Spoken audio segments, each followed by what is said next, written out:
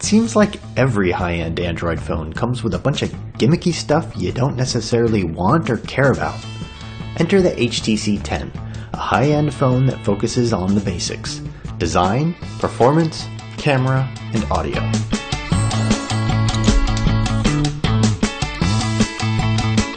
You can tell it's an HTC phone at just a glance. It has that familiar all-metal body with a gently curved back and rounded corners. But HTC has updated its trademark design with a big 45-degree bezel all around the back and edge-to-edge glass in the front. The big metal forehead and chin and the annoying HTC bar beneath the display are gone, and the phone looks much better as a result. It's way more comfortable to hold, too. The One M9 felt like it would slip right out of your hand. The 10 has a much better grip and nice, clicky, well-placed volume and power buttons on the side. This phone has all the specs you'd expect in a premium high-end phone.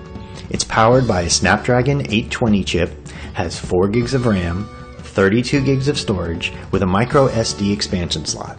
And it's as fast as you would hope. Everything launches quickly and runs smoothly without stuttering. My time with the HTC 10 was always buttery smooth. It's also got a 5.2-inch Quad HD LCD display, and it looks really good, though not quite as good as the AMOLED display on the Galaxy S7. The 3000 mAh battery will easily take you through the whole day, and topping off the battery is lightning fast. The phone has a USB-C connector and supports Quick Charge 3.0, which took me from 0 to 50% charged in only half an hour. HTC deserves special credit for its Android interface, which is very much like stock Android.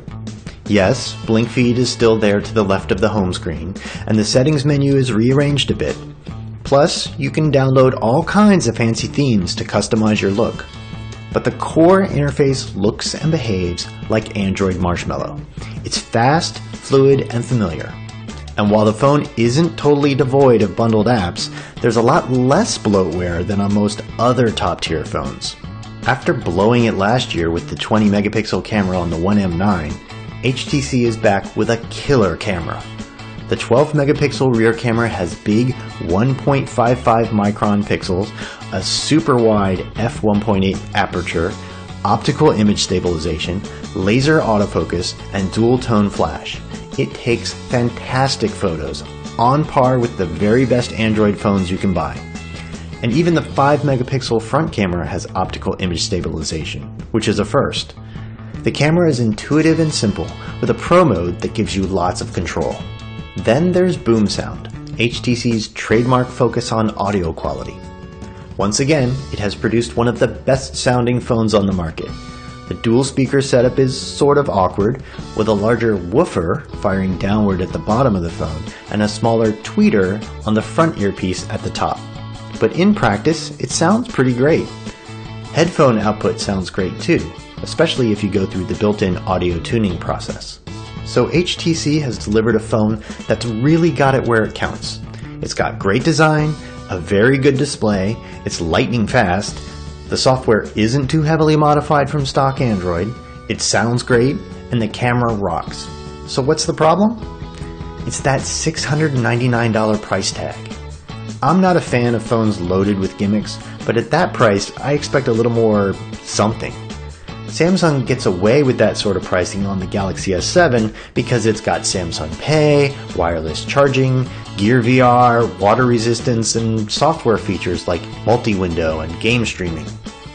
I'm fine with the idea of a premium Android phone that doesn't throw in all this extra stuff.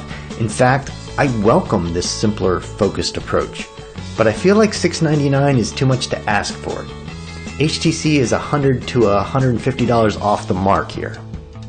It gets 4 out of 5 for getting all the basics right, but it doesn't bring anything new and innovative to the table. If the price drops, it'll be a great buy.